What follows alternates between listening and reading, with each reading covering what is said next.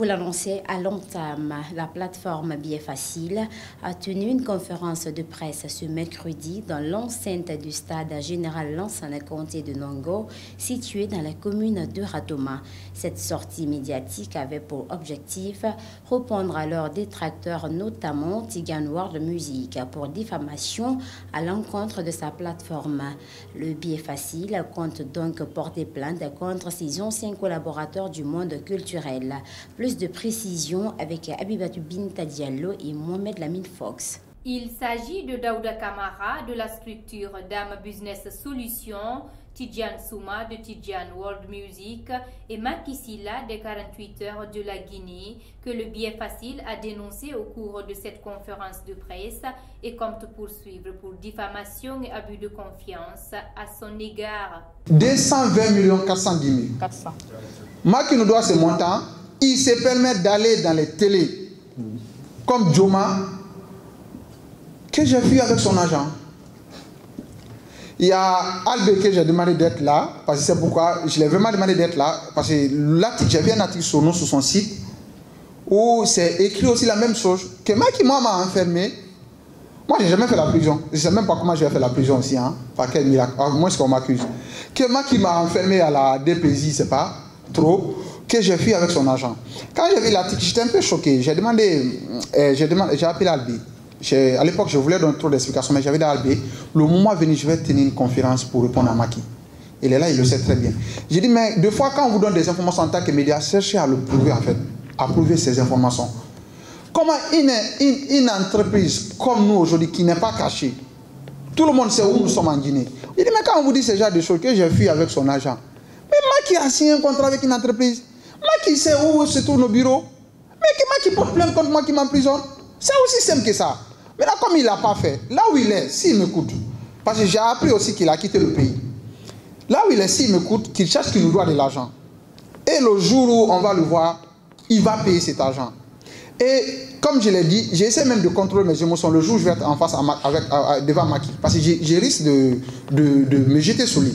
Parce que ce que Macky a fait, Macky a carrément essayé de tenir à l'image de notre société. Ça va au-delà même de l'argent qu'il nous doit. Il est poursuivi pour diffamation, abus de confiance. Il est suivi pour toutes ces choses-là. Et les menaces et intimidation. Parce que c'est lui qui connaît tout le monde.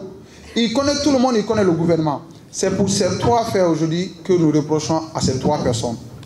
Et comme pour vous dire, une fois, si nous avons fait cette conférence, c'est pour vous dire combien de fois on n'a rien assez reproché. Par ailleurs, le gérant de cette plateforme de vente de billets en ligne explique le différend qui l'oppose à Tidiane Souma. Le concert de Salif Keita, c'est nous qui l'avons fait, Billet Facile, et je l'assume.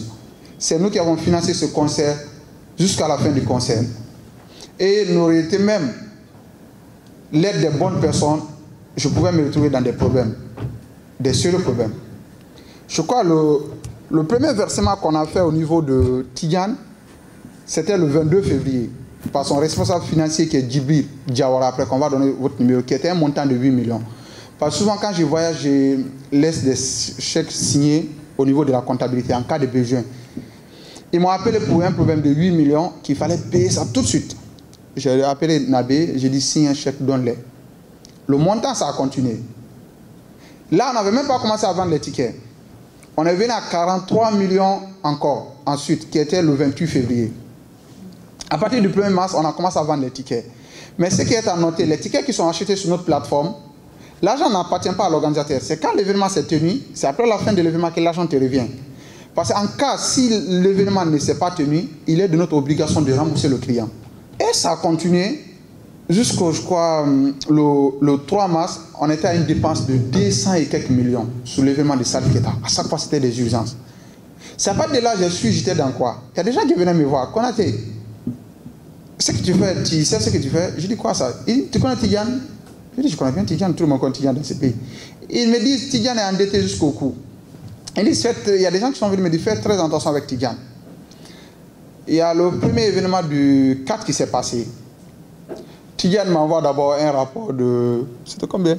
De 1 milliard et quelques vendus. Peut-être il y avait certains parmi vous qui étaient à l'événement. Poursuivant, Mori Konaté a également apporté des précisions sur le dossier de Macky Silla, organisateur des 48 heures de la Guinée. Macky Silla, de Paul Pogba, c'est monsieur, c'est un anarchiste professionnel. C'est ce qui est vrai.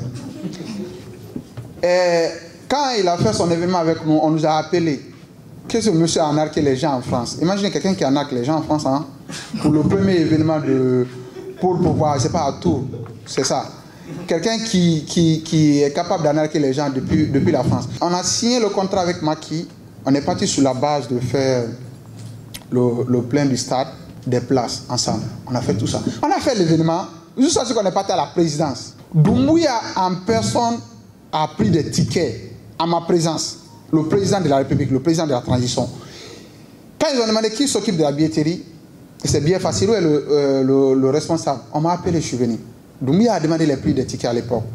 Il y avait plusieurs prix. Il y avait les VIP qui étaient à 1 million, il y avait des places de 150 000, il y avait des places de 100 000 et les places de 50 000, 30 000.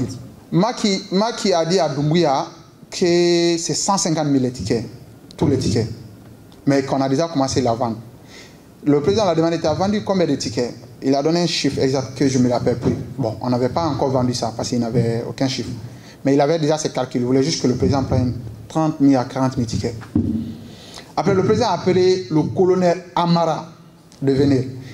Quand le colonel Amara est venu, il dit discutez ça avec le colonel Amara. On a discuté ça directement avec le colonel Amara. Le colonel Amara dit non, c'est un gouvernement de transition. On ne va pas trop rentrer de ça. Comme c'est pour une cause qualitative, on va essayer de faire un effort. Allons sur 100 000.